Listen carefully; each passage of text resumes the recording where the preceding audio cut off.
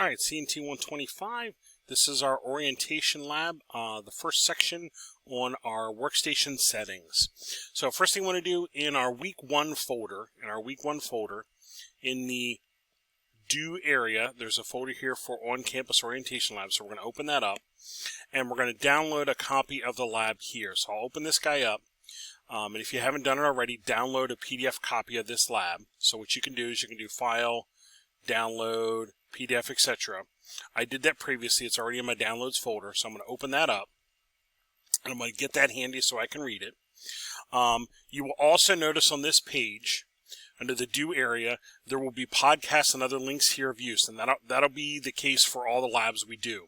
There'll be podcasts and things here to help with the lab, so make sure you take advantage of those, especially before you come to the lab room. That way you come to the lab room ready to rock and roll. All right, I'm going to minimize that. I have my lab handy now. Let's take a look at what we need to do. We have 4 parts in this lab.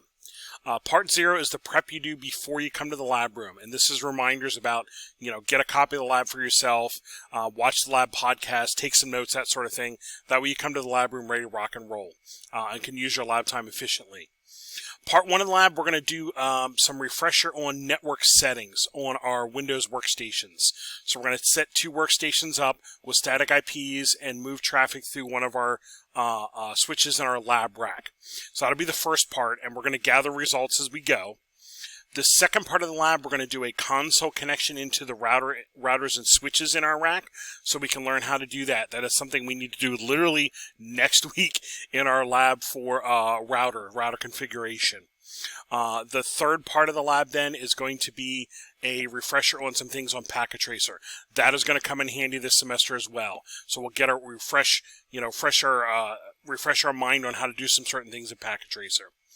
And then the last part of the lab is literally just gathering these files and submitting into D2L. That's what the part 4 down here is. All right, so let's dig in. Part 1, I'm going to locate in my equipment rack. I'm going to turn my PCs on. I'm going to turn my routers and switches on the rack. I'm going to locate the top Cisco switch in the rack. And then I'm going to move the patch cables for both of my lab PCs. I'm going to locate my lab PCs, and I'm going to follow the patch cable from the back of them the whole way over to the equipment rack. I'm going to find their patch cable, and I'm going to move that to the top Cisco 2960 switch in the rack. Okay, so I'm actually going to disconnect my patch cable to this PC, and you'll actually see the link down here go. I just disconnected it, and I'm going to move it up to my top switch in the rack and plug it in. And I'm going to do that for my PC that's right next to it as well. So I'm doing this for both PCs.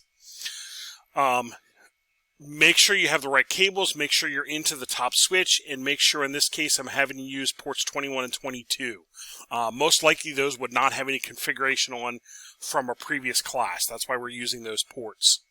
Alright, now that that's done, we're going to put a static IP on PC1 here and PC2. So we'll need to use some settings on your Windows machine that you might not have used before. A lot of us are coming from doing the 120 labs in Packet Tracer because of remote, because of online, etc. So we might not have actually done some of these settings. So here's some directions on setting a static IP on our Windows PC. And there's more than one way to get there, but here's kind of a common way to go. I'm going to click on the network icon down here. I'm going to right click on it. Open Network Internet Settings. Let me slide my lab over here so we can see directions on where we're going. Oops, back here. Get over there. There we go. I'm then going to look for Network and Sharing Center. Most of us recognize this from previous versions of Windows. That's why I'm having you do that. We're going to locate our network connection on our PCs. It's called Ethernet 3, most likely. So we're going to click on that. This shows the current status of the connection, and literally there's no data coming and going because we moved that cable from, the internet, if you will, to a switch that's in the room. So there is no connectivity to the internet at this point. We're going to click Properties, and we're going to go to TCP/IP4, and we're going to go to Properties. Here we're going to use the following IP address. Obtain is a dynamic. It gets the IP address from a DHCP server. We're going to set a static IP. And we're going to follow the scheme that's listed here. Okay, actually on our map here, we're going to do 192.168.20.1. So 192.168.20.1. We're going to do subnet mask here of 255.255.255.0.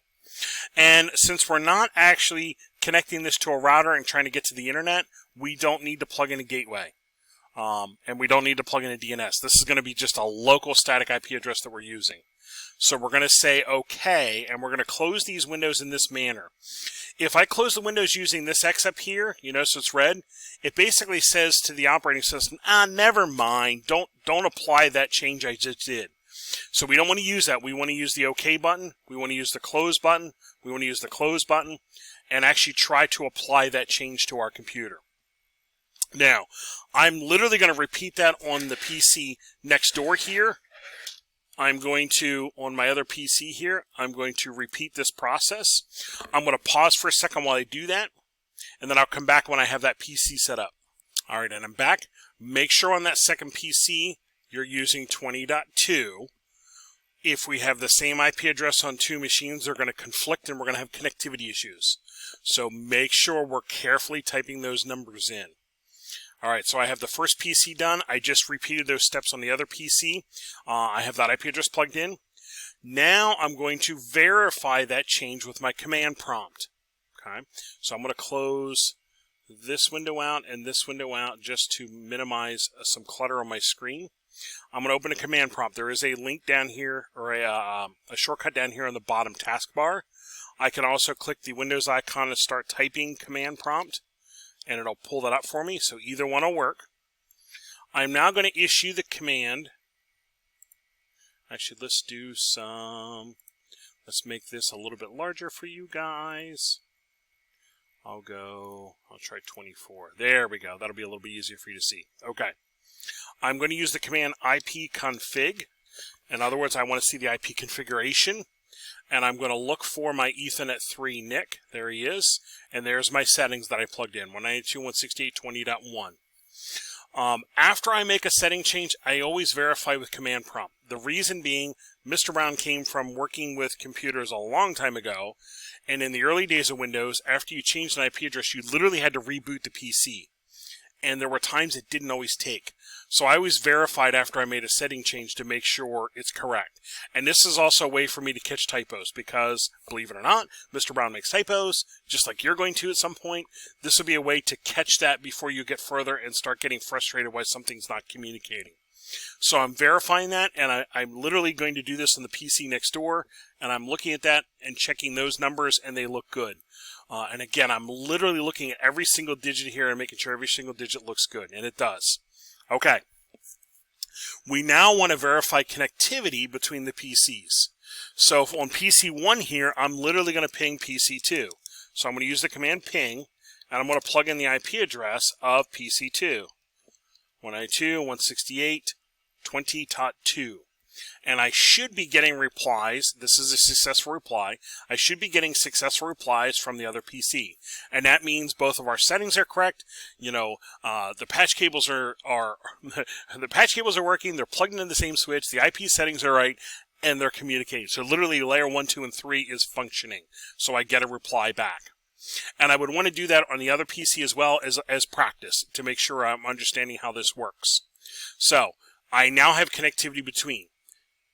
Before you go any further, if this does not work, I have some troubleshooting steps here for you. These guys right here. These are some troubleshooting tips you can use on your own to try to locate maybe where something went wrong. So layer 1, check your cables. I can't emphasize this enough. Check your cables, check your cables, check your cables. Many times we have the wrong cable. Many times we have the cable in the wrong port. Many times we have the cable in the wrong device, and that's going to cause connectivity issues. So triple check, triple check. Mr. Brown has done it too. So follow those cables, make sure they're in the correct device, make sure, you know, they are the cable they are. For the device that they are, I should say. Then look at your link lights. Look at the link light on the back of your PC. Make sure you got some blinky link lights there. And then look at the link lights next to the switch. I'm literally pointing up to the switch in my rack right now. Make sure you got blinky link lights there. If they're not, then, you know, maybe a cable is loose. Reseat the cable.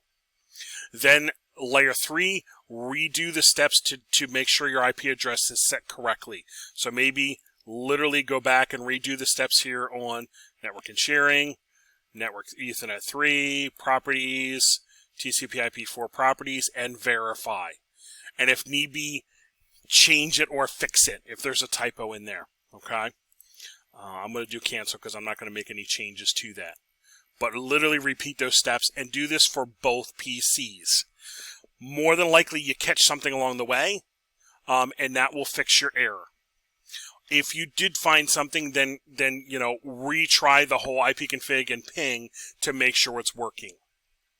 What we'll do now is we're going to gather proof of this working. Now that this is up and working, we're going to gather proof. So I'm going to grab a notepad file. So I'll go here and I'll go notepad. Notepad is just a very small text file. Doesn't take up much room. D2L does not complain at it. And I'm going to do a file save as, and I'll put this on my desktop. That way I can find it. And I'll call it orientation lab, and I'm going to make sure there's a .txt file extension. And if you want to, you could put something like, brown at the front so you know it's your file versus somebody else's. That's okay. But call it something like orientation lab so you know, or brown 125 orientation lab, something like that. That way you know this is your file for this class. I'll save that to the desktop, and I'm going to start putting some data in. So at my command prompt, I'm going to do ipconfig and ping, and I'm going to copy those results and paste them into my text file. So I'll do this. I'll do a brand new ipconfig, and then I'm going to do a ping to the other PC, 192.168.20.2. And I'm going to gather those results. So I'm going to scroll up here a little bit, and I'm going to highlight my commands down here. There we go. Quit fighting with me. There we go. And I'll do a Control C, and I will go over to my notepad file, and I'll do a Control V, and I'll paste them in. Control is my shortcut for copy. Control V is my shortcut for paste. And then I will save this file. And I might even want to put a note here that this is my static IP address configuration, something like that. That way I'll remember what this is if I go to look at it later. There we go. There's my static IP address configuration. Excellent. All right. That's my setting my static IP addresses. We're now going to reverse this and do dynamic IP. All right, so I'm going to literally disconnect both my patch cables from the network switch. I'm going to move them back into the college or hack internet connection box. I'm going to repeat my network settings here, but this time, so I'll go to network and sharing. I will go to Ethernet 3. I'll go to properties, IP4 properties, and I'm going to do obtain IP address automatically, meaning get the IP address from a DHCP server. And I'm also going to do the same thing here for DNS. Obtain the DNS information from the DHCP server. And I will say, okay, close, close, and I'll close both of these. And I should notice the icon now looks normal. And I'm going to repeat this for the other PC right now. I'm going to do this real quick here. Open Internet, Network and Sharing, Ethernet 3, Properties, IP4, Properties, Obtain IP address automatically. Okay, okay, close, close. And now that that's done, I'm going to excuse me. I'm going to verify with my command prompt again. So here on my command prompt, I'll do ipconfig, and I'm going to look at Ethernet 3 again. Here it is. And here I see that I'm picking up a 172.21. That is a dynamic IP address coming from the college. I'll do this on the other PC. And once I have both IP addresses, I'll do a ping between them to verify connectivity. And again, I'm going to save those results to my text file. Okay, and I'll save those results to my text file. And that'll be my device configuration portion of the lab.